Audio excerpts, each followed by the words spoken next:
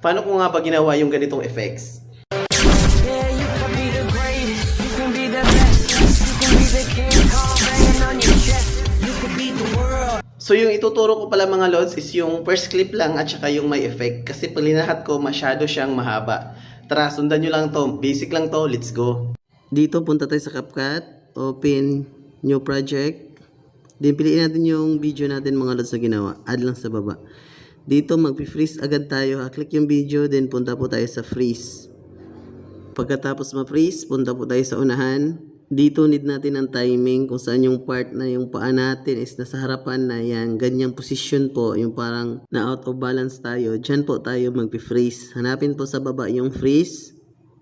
Freeze. Pagkatapos po yung unahan, ibasura na po natin. Delete na po natin yan. Then dito, click natin itong naka-freeze.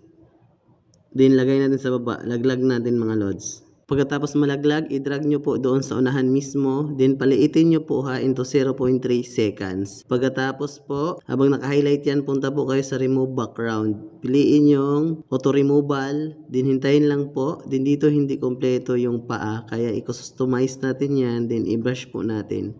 Dito yung sikreto talaga is dahan-dahanin talaga natin ha para makuha natin yung gusto nating mangyari. At saka mas maging malinis. Then check na po sa gilid pagkatapos. Then kunin natin yung kadugtong. Click nyo po ito. Ilaglag nyo po sa baba gamit yung overlay. Then i-drag nyo po. Idugtong nyo po ha. Then click nyo tong naka-freeze. Then dito lagay tayo ng keyframe sa dulo. Then dito sa unahan mga lods, drag nyo po yung picture. Ilabas nyo po sa screen. Ganyan po. Dito try lang natin i-review. Yun, para siyang na-flash. Ganyan. Then dito punta tayo sa dulo mga lods. Need natin pa rin dito ng timing. Kung saan yung part na parang magdadash na tayo ng ganyan. I-freeze po natin yan. Click yung freeze sa baba.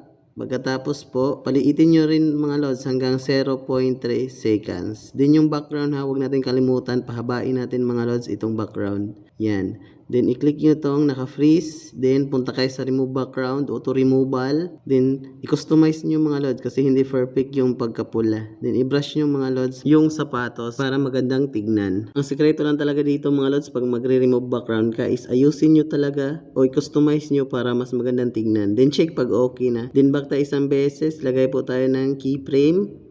Then abante po tayo. Pag namuti na po yung keyframe sa dulo, i-drag nyo po yung karakter nyo palabas. Pagkatapos po, i-delete nyo na po yung sobra. Then, export muna natin to ha. Pero hindi pa po tayo tapos kasi lalagyan pa natin to ng effect.